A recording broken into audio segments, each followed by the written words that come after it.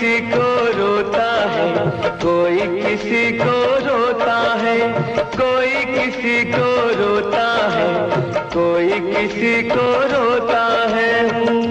घर घर में ये मातम है, मेरा गम कितना कम है। दुनिया में कितना गम है, मेरा गम कितना।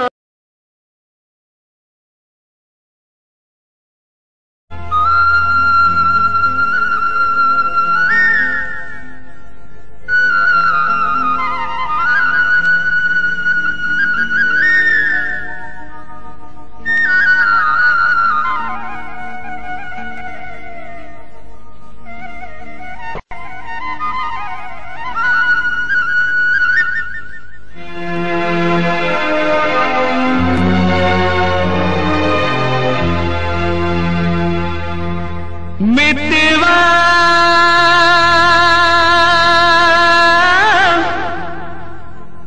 भूल न जाना, मितवा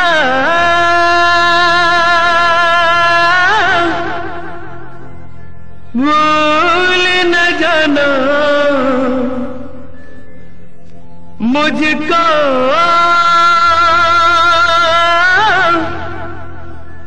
भूल न जाना। मैंने ये वादा किया, धरती जब तक रहेगी, अंबर जब तक रहेगा, तुझसे प्यार करूंगा। मितवा भूल न जाना, मुझको भूल न जाना। मैंने ये वादा किया, धरती जब तक रहेगी, अंबर जब तक रहेगा, तुझसे प्यार करूंगा। मितवा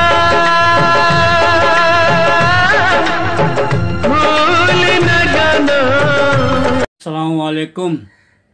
एसएम राशिद की अदबी दुनिया में हम आपका इस्तकबाल करते हैं, स्वागत करते हैं। तमाम सुनने वाले को, तमाम देखने वाले को बहुत बहुत प्यार। दोस्तों, आज हम अदबी नहीं, एक फ़िल्मी बात करने जा रहे हैं। यादों के झरोके से एक शख्स मेरे दिलो दिमाग में पेवस्त, मेरा साथी, मेरा बहुत दिनों का साथ रहा, एक दूसरे के साथ ज़िंदगी के बहुत ही हसीन लम्हे गुज़रे हैं उसके साथ। मैं उसका ज़िक्र करने जा रहा हूँ, जो मेरा था, हम सबका था, लेकिन अब वो सारी दुनिया का है। उसकी आंखें बंद हो चुकी हैं और वो ज़मीन के अंदर दफन हो चुका है, लेकिन उसकी आवाज़ आपके कानों में आज भी गूंजती रहती है, शोर मचाती रहती है, रस घोलती रहती है। हमारे शहर कलकत्ता से उसका ताल्लुक़ है।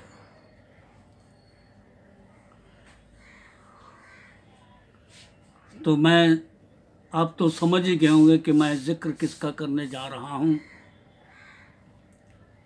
हमारे शहर कलकत्ता में अनवर शाह रोड, शाह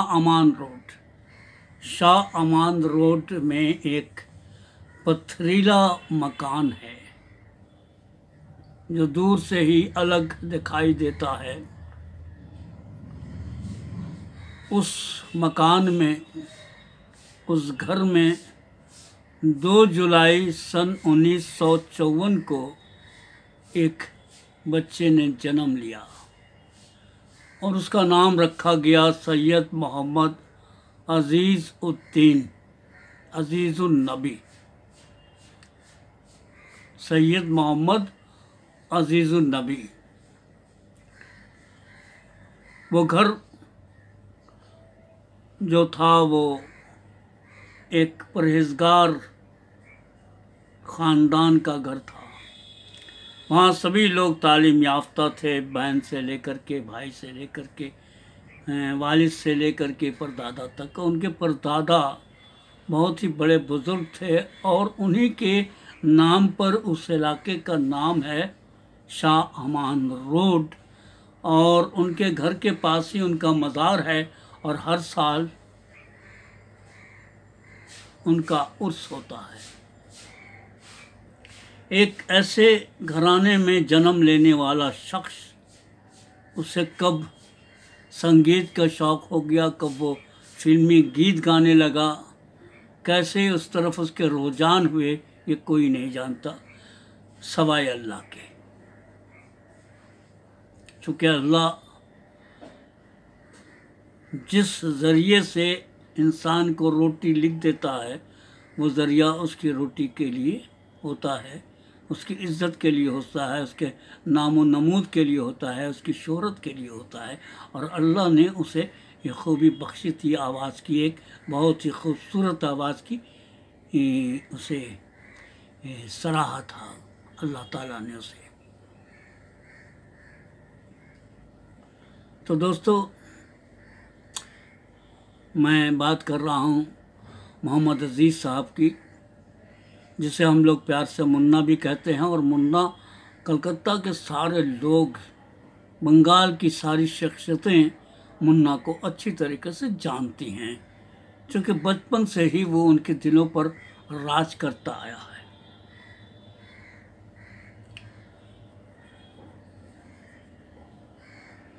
तो बात हो रही थी कि एक ख़ानदान जो कि इतना पायस था, वहाँ पे मुन्ना के पास ये फ़न कहाँ से आया। ये कुदरत का दिया हुआ सिर्फ नेमत था। उसने अपनी ज़िंदगी में सिर्फ रफ़ी साहब के गीत गाए थे, उससे ही अपना उस्ताद माना था और उन्हीं के गीत वो गाते हुए मकबूल भी हुआ था, लोग उसे जानते थे। उनके वालिद मोहतरम जो थे वो ज़ूलॉजिकल गार्डन, चिड़िया खाना में मुलाजिम थे, मैनेजर की हैसियत से थे। वो बहुत ही ईमानदार शख्सियत के मालिक थे, बहुत ही अखलाक़मंद थे। जब तक वो चिड़िया खाना में रहे, चिड़िया खाना दुल्हन की तरह सजी रहती थी, साफ़ और सुथरा और माहौल था, और वो जानवरों का बहुत ख्याल रखते थे, उनके खाने का, उनकी हर चीज़ों का, और साथ ही साथ वहाँ पे जितने स्टाफ थे उनका ख्याल रखते थे। अपनी ज़िंदगी में उन्होंने कभी किसी को तकलीफ़ नहीं दी, हमेशा मुस्कुराते रहे और ज़िंदगी को जीते रहे और अपने बच्चों के साथ खुशनुमा ज़िंदगी गुजारते रहे।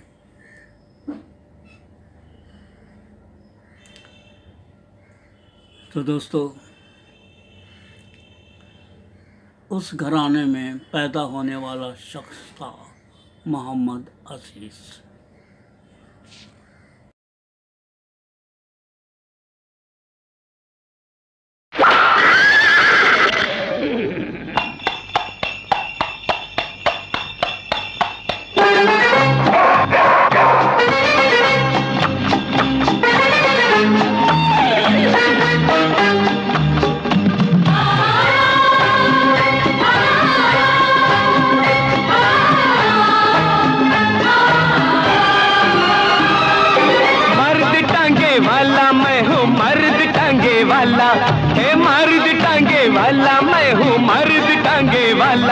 मुझे दुश्मन क्या मारेगा, मेरे दोस्त है ऊपर वाला। मर्द टांगे वाला, वो मर्द टांगे वाला, मुझे दुश्मन क्या मारेगा, मेरे दोस्त है ऊपर वाला।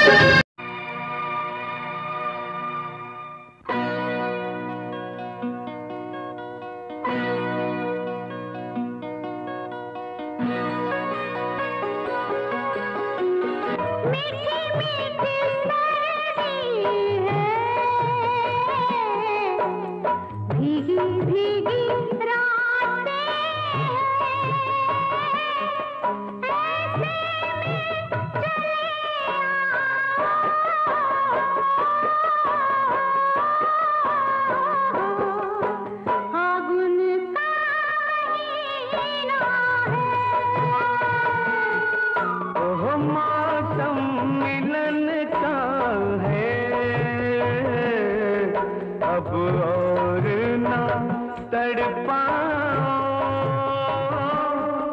सर्दी के महीने में हो, माथे पे पसीना है। ओहो मीठी मीठी, ओहो मीठी मीठी सर्दी है। मैं मुन्ना मोहम्मद अजीज़ को सन 1972-73 से जानता हूँ। जी हाँ, चूँकि मैं थिएटर करता था, नाटक करता था, उस ज़माने में लियो क्लब, लायंस क्लब और दूसरी बहुत सारी ऐसी संस्थाएं थी जो प्रोग्राम करती थी हॉलों में, और मोस्टली हम लोग बिज़ी रहते थे, नाटक करते रहते थे।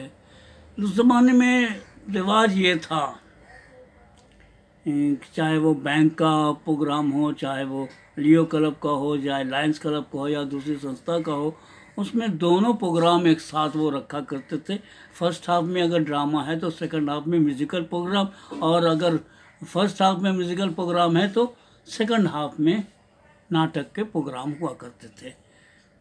तो हम लोग स्टेज पर जाते थे तो वो लोग हम लोगों के नाटक देखते थे, और जब वो लोग स्टेज पर जाते थे तो उनके गाने सुनने का हमें मौका मिलता था। वहीं मोहम्मद अजीज़ से, मुन्ना साहब से हमारी बराबर मुलाकात रहती थी, और इस तरीके से हम लोग एक दूसरे के करीब होते चले गए, जानते चले गए, एक दूसरे को पहचानते चले गए। वो हमसे छोटे थे इसलिए वो हमारी इज्जत भी करते थे। उनको एक शौक़ था, वो सिगरेट पी लिया करते थे, इसलिए अक्सर मुझे खुद अपनी नज़र बचा करके उनसे अलग होना पड़ता था ताकि वो अपने शौक़ को पूरा कर लें। लेकिन मोहम्मद अजीज़ की सबसे बड़ी ख़ूबी थी कि वो बहुत ही अखलाक़मंद और बहुत ही शरीफ नफ्स इंसान था, और कभी उसने किसी को कोई तकलीफ़ नहीं दी, किसी से नफ़रत नहीं की, और चेहरे पे हमेशा उसके मुस्कुराहट रह करती थी। दुख हो, तकलीफ़ हो, जितने भी गम हो, उसके चेहरे से पता नहीं चलता था कि आदमी दुखी है या परेशान है।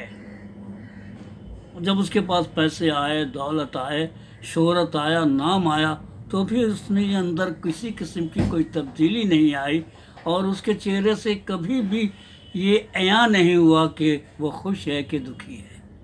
एक ख़ास मुस्कुराहट, एक ख़ास हंसी उसके चेहरे पर रहती थी। और सबसे बड़ी बात यह थी कि वो अपने छोटे से, अपने बड़े से, हर किसी से, गरीब से, अमीर से, सबके साथ बराबर सलूक करता था और सबकी इज्जत किया करता था। इसीलिए वो सबका प्यारा था, अजीज़ था। तो दोस्तों, इस तरह उनका गानों का सफ़र चल रहा था। स्टेज शो हुआ करते थे रफ़ी के गीतों का। उस ज़माने में बहुत सारे मोहम्मद रफ़ी के गाने वाले थे, क्योंकि मोहम्मद रफ़ी के गाने इतने मकबूल होते थे, इतने लोग, इतने सारे गीत एक साथ एक साल में आते थे, और सारे के सारे इतने मकबूल होते थे कि किसी एक सिंगर से उसके फुलफ़िल करना बहुत मुश्किल काम था। उस ज़माने में और भी अच्छे सिंगर थे, जैसे इन लोगों से जो सीनियर थे वो शक्कूर साहब थे, पी राज थे, उसके बाद उसका छोटा भाई यश राज था। उसी ज़माने में एक सरदार जी थे, अरोड़ा, और बहुत सारे उसके बाद आए, हशमत, और क्या क्या न जाने कितने सारे सिंगर आए और चले गए। लेकिन मुस्तकिल मिजाजी के साथ अगर कोई गा रहा था, किसी के अंदर कुछ कर जाने की जो ललक थी, जो शौक़ था, वो था मोहम्मद अजीज़ के अंदर। मोहम्मद अजीज़ के दिलो दिमाग में हर आर्टिस्ट अगर कोई थिएटर कर रहा है, कोई नाटक कर रहा है या किसी फन में है तो वो चाहता है कि वो उस पर पहुँचे, फिल्मी दुनिया में जाए, उसका भी नाम हो, शोहरत हो, इज़्ज़त मिले। तो जाहिर बात है कि ये शौक़ के रेडियो पर, टेलीविज़न पे और बड़े पर्दे पर गाने का मौका मिले। तो मोहम्मद अज़ीज़ के अंदर भी ये ललक थी, लेकिन वो हिम्मत नहीं जुटा पा रहा था बॉम्बे जाने का।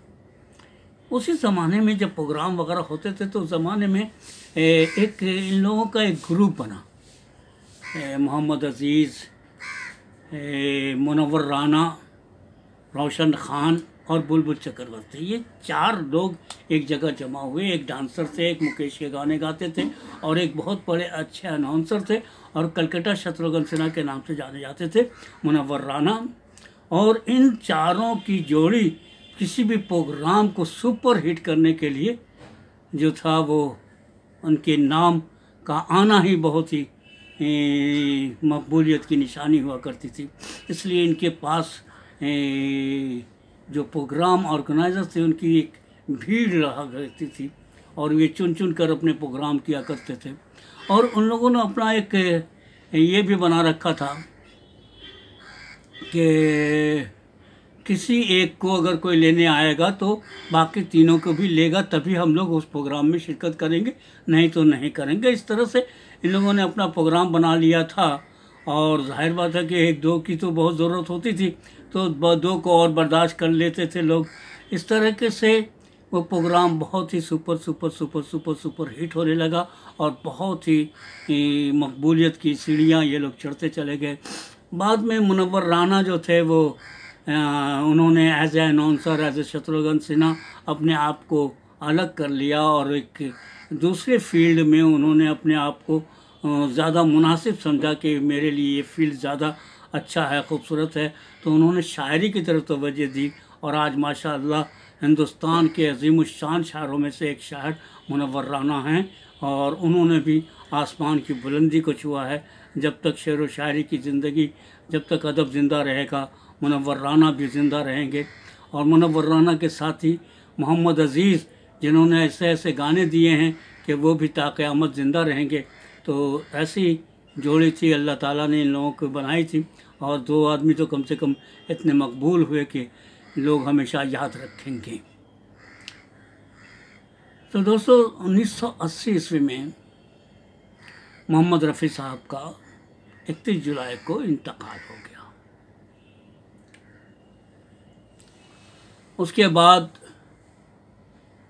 लोगों ने मोहम्मद अज़ीज़ को कहा कि अज़ीज़ तुम्हें बम्बई जाना चाहिए, जगह खाली है, लोग तलाश कर रहे होंगे कि रफ़ी साहब के गीतों को गाने वाला कोई आए।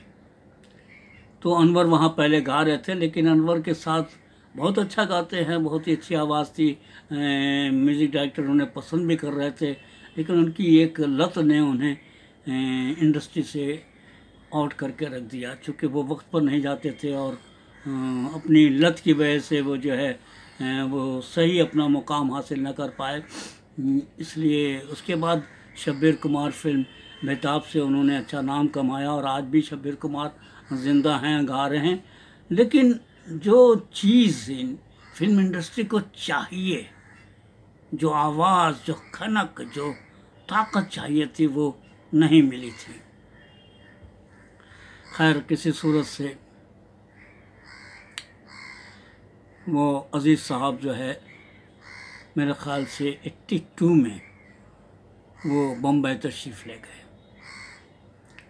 और वहाँ जा कर के, चूँकि वहाँ यहाँ वो रेस्टोरेंट में, होटलों में गाते रहते थे और बहुत सारे होटलों में उन्होंने गाया। उनका आखिरी पड़ाव था गालिब बार। उसके बाद वो वहाँ बम्बई चले गए और उनको यकीन था कि कुछ ना हो तो कम से कम वहाँ के रेस्टोरेंट में तो मैं अपना मुकाम हासिल कर ही सकता हूँ। इतनी अल्लाह ताला ने आवाज़ दी है। रफ़ी साहब के इतने सारे गीत मुझे याद हैं। जब यहाँ लोग उनके इतने सारे दीवाने हैं तो बम्बई की तो बात ही दूसरी है। तो जाहिर बात है कि उन्होंने जाकर के वहाँ रेस्टोरेंट को ज्वाइन किया और फिर स्ट्रगल का काम शुरू हुआ। तो उन्हें सबसे पहली फिल्म मिली थी, गाने मिले थे, फिल्म का नाम था अंबर। और छोटी मोटी और फिल्में वो कर रहे थे, लेकिन किस्मत ने अंगड़ाई तब ली जब उन्हें एक ऐसी फिल्म मिली जिसके हीरो थे अमिताभ बच्चन।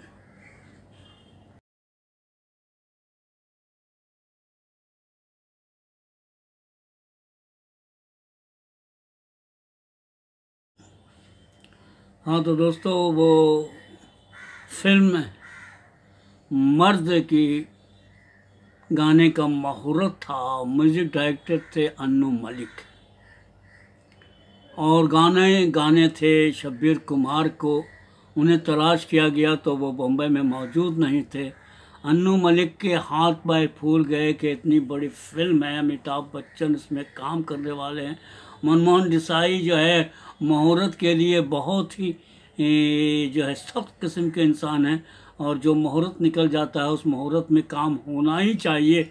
अब वो जो है परेशान हो गए कि अब तो सवाए फिल्म छोड़ने के मेरे पास कोई दूसरा रास्ता नहीं है।